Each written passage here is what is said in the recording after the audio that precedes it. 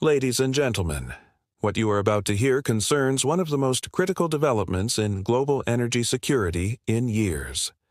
A narrow body of water, just 21 miles wide at its narrowest point, carries roughly one-fifth of the world's seaborne oil and a significant portion of its liquefied natural gas.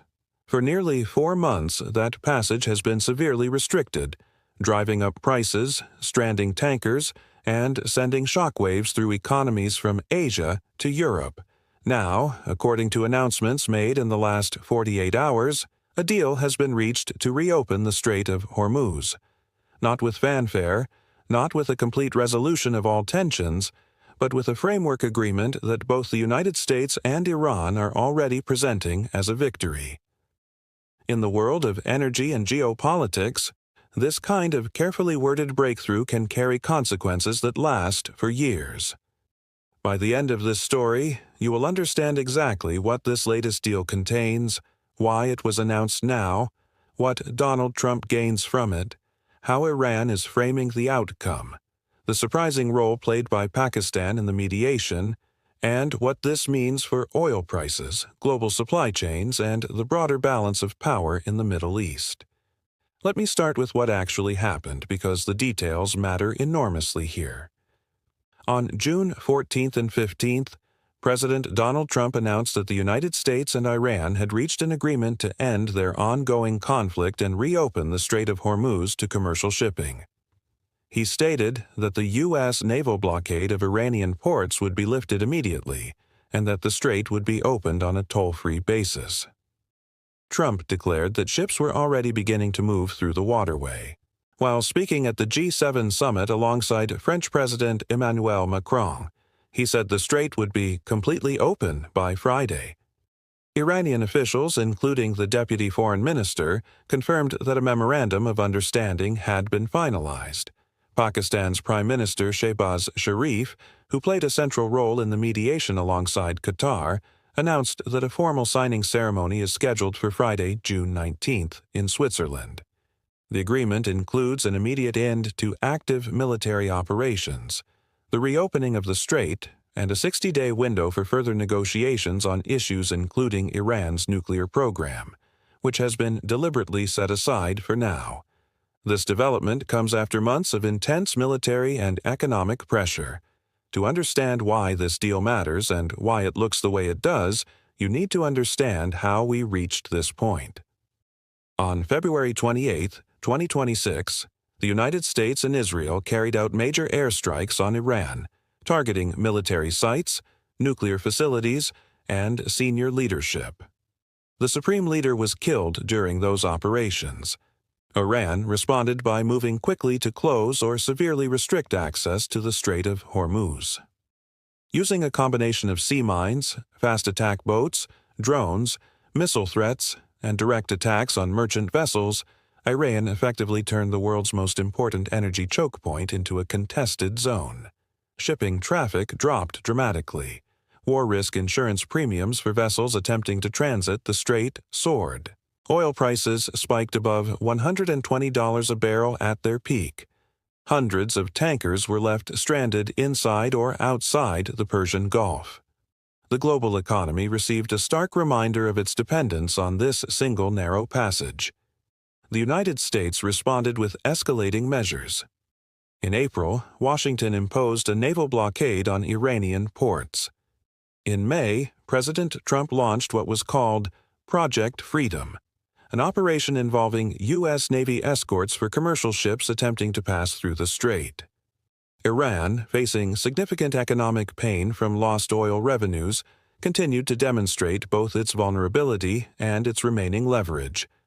It selectively allowed some vessels through, at times demanding substantial tolls, while maintaining the overall threat to shipping. Negotiations proceeded in fits and starts through fragile ceasefires and rounds of talks that often ended without agreement. By early June, the situation appeared headed toward further confrontation rather than resolution. Then, within the space of 2 days, the picture changed. On June 14th, President Trump announced that a deal had been reached. He authorized the lifting of the U.S. naval blockade and declared that the strait would reopen. Iran confirmed that the text of a memorandum of understanding had been agreed upon. Both sides moved rapidly to shape the public narrative. Trump presented the agreement as the result of sustained American pressure finally compelling Iran to accept terms. Iranian state media and officials described the outcome as a victory for Tehran, evidence that the country had withstood military and economic pressure and secured a reduction in hostilities while preserving its core interests.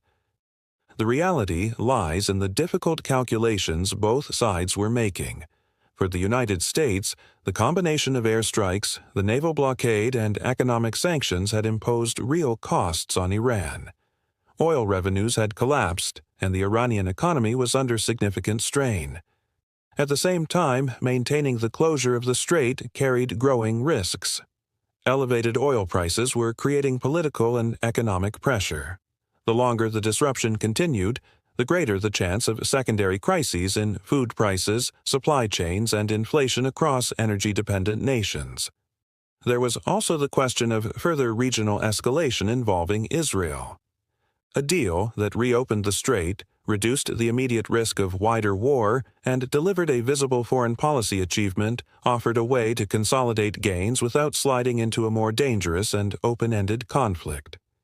For Iran, the decision to accept the framework also reflected hard realities.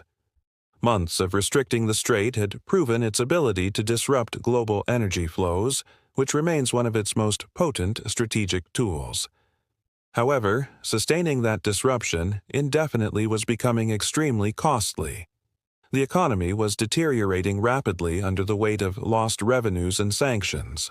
By agreeing to reopen the strait under negotiated terms, Iran secures an easing of immediate military and economic pressure, gains time on the sensitive nuclear issue, and can present the outcome domestically as having forced the United States to lift its blockade. In conflicts of this nature, the ability to survive while retaining key leverage is often the measure of success. The deal itself contains several deliberate ambiguities that will shape what happens next. President Trump has emphasized that the reopening will be toll-free and that the United States will not accept Iranian control over passage through the strait. Iranian officials have spoken of continued influence and possible coordination, particularly with Oman.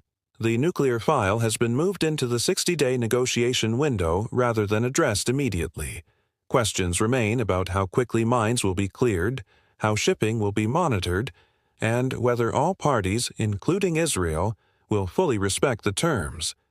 These ambiguities suggest that while the immediate crisis may be easing, underlying tensions have not been resolved. This brings us to the broader strategic context. Donald Trump has consistently applied a particular approach in high-stakes negotiations: create maximum uncertainty, apply intense pressure, threaten extreme outcomes, and then move to lock in concessions when conditions are favorable. This pattern was visible during the renegotiation of North American trade agreements in his first term. Iran has demonstrated that even a country facing conventional military disadvantages can still impose serious costs by targeting critical choke points. The Strait of Hormuz has long been central to Iranian strategy precisely because of its ability to affect global energy markets. By showing both the willingness and the capacity to disrupt that flow, Iran has reminded energy-importing nations across Asia and beyond that this waterway remains a point of extreme vulnerability. The mediation efforts of Pakistan and Qatar also deserve attention. Looking ahead, several scenarios are possible. The most favorable path would see the deal implemented smoothly, commercial shipping returning toward normal levels, and progress on nuclear issues. The more dangerous risk is that the agreement breaks down and once again threatens global energy supplies. What I want you to take away from this is that the headline of a deal having been reached does not mean the underlying contest is over. This agreement represents a negotiated pause rather than a comprehensive settlement.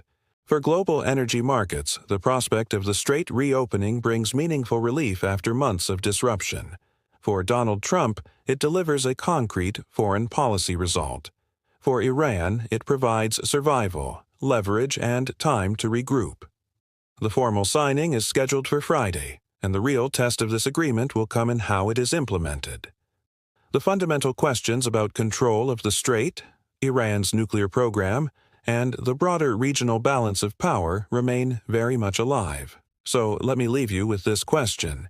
If you were responsible for the energy security of a major importing nation watching this deal unfold, would you treat the reopening of the Strait of Hormuz as a return to business as usual, or would you use this moment to accelerate efforts to diversify supply routes, build strategic reserves, and reduce long-term dependence on this single vulnerable passage? Tell me in the comments where you stand, because I read everyone, and I want to know how you see this developing. If this breakdown helped you understand what is really at stake, consider subscribing, because this story is far from over, and the next phase will determine whether this agreement brings lasting stability or simply delays the next confrontation. Thank you for watching, and I will see you in the next one.